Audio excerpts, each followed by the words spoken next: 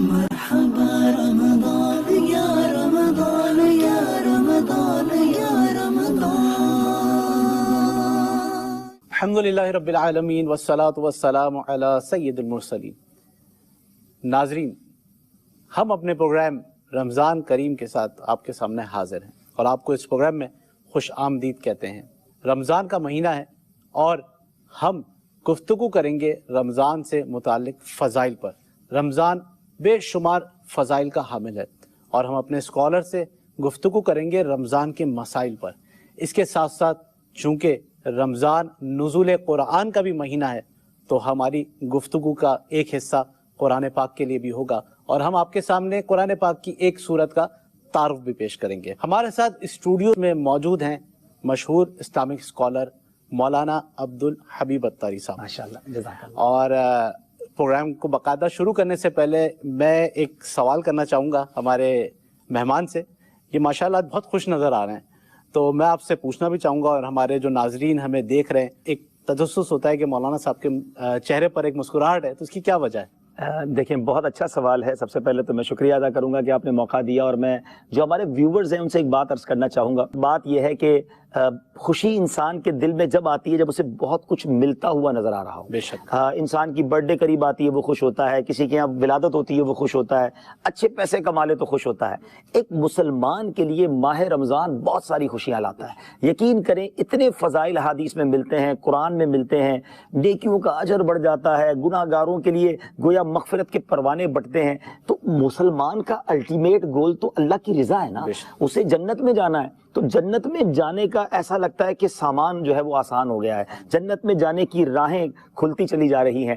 ہر بندہ آپ دیکھیں پولائٹ ہو جاتا ہے، ہمبلنس آ جاتی ہے، ٹوٹل روٹین چینج ہوتی ہے اور اللہ سے کنیکشن کتنا بڑھ جاتا ہے. سبحان اللہ سبحان اللہ. تو یہ وجہ تھی خوشی کی جو آپ نے سوال کیا تھا. اچھا مولانا صاحب، رمضان ماشاءاللہ مختلف ملٹیپل فضائل کا مجموعہ ہے. بے شک بے شک.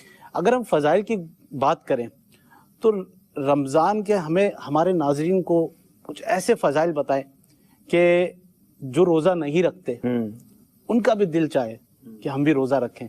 دیکھیں، بہت اچھی بات آپ نے کی. اور ہم انسان ہیں نا، ہماری جو ہیومن سائیکی ہے وہ یہی ہے کہ ہمیں جب ریوارڈ نظر آتا ہے، جب فائدہ نظر آتا ہے تو ہم دنیا میں بھی اسٹرگل کرتے ہیں. لوگ ٹریول کرتے ہیں بزنس کے لیے، گھر چھوڑ کر چلے جاتے ہیں، وطن چھوڑ کر جاتے ہیں کیونکہ انہیں وہاں برائٹ فیوچر نظر آ رہا ہوتا ہے، وہاں تھوڑے پیسے زیادہ مل رہے ہوتے ہیں. ایک ملک میں پروڈکٹ بناتے ہیں، دوسرے ملک میں اس لیے لے جاتے ہیں کہ وہاں جا کے مہنگی بکے گی، یا ایک ملک سے لے کر اس لیے آتے ہیں کہ وہاں سستی ملی، ہمارے ملک میں مہنگی ملے گی. تو ایک ہیومن سائیکی. اور ٹھیک ہے، اپنی لائف کے لیے حلال طریقے سے اگر کوئی ارننگ کرتا ہے، اس کے لیے اسٹرگل کرتا ہے تو اس کا بھی اجر ہے.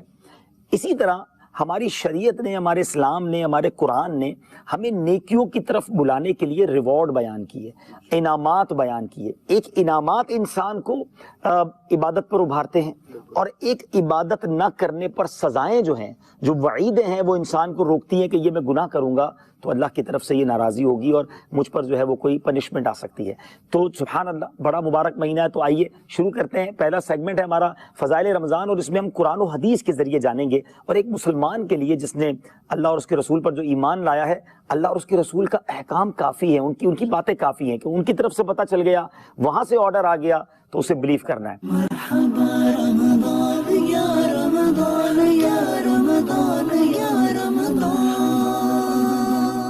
سبحان اللہ. اب میں سٹارٹ لیتا ہوں حدیثوں کے جو سمری کے طور پر کہ ماہ رمضان جیسی اللہ تعالیٰ نے جو ہمیں عظیم الشان نعمت دی ہے، رمضان کے فیضان کے کیا کہنے. اس کی تو ہر گھڑی رحمت بھری ہے.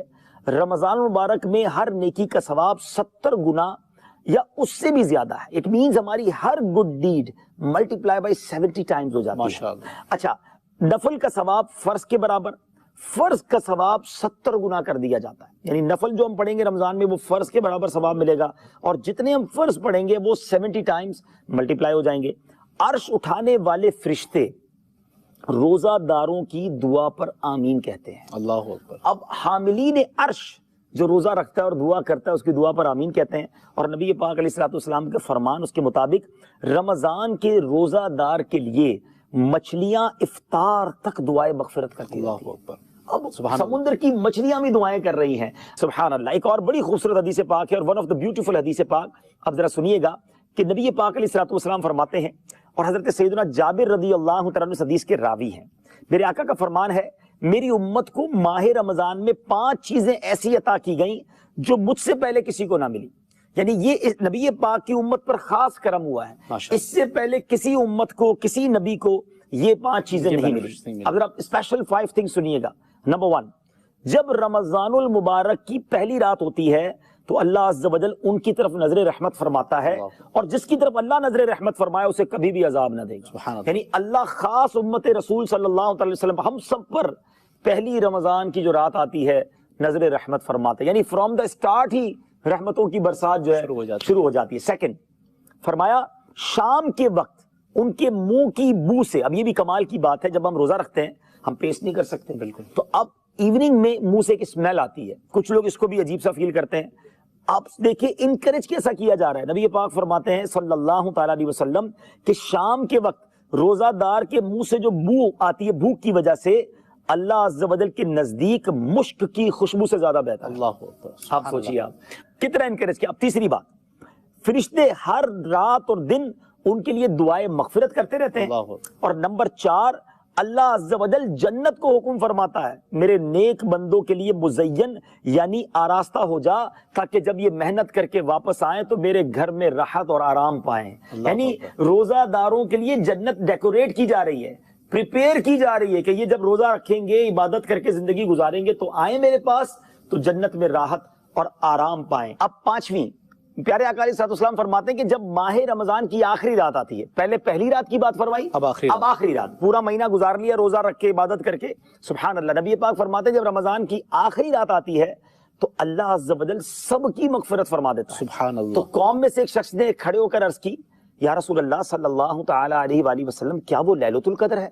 ارشاد فرمایا نہیں، کیا تم نہیں دیکھتے کہ مزدور جب اپنے کاموں سے فارغ ہو جاتے ہیں تو انہیں اجرت دی جاتی ہے. اللہ. اب ذرا سوچئے کہ سارا مہینہ جس نے کام کیا، عبادت کی، آخری رات اسے اجرت مل رہی ہے، رزلٹ کا وقت. اب یہاں رزلٹ کا وقت میں ایک اور بات بھی شاہ رخ بھائی سمجھنی ہے کہ جس نے کام ہی نہیں کیا تو اسے تو اجرت نہیں ملے گی نا.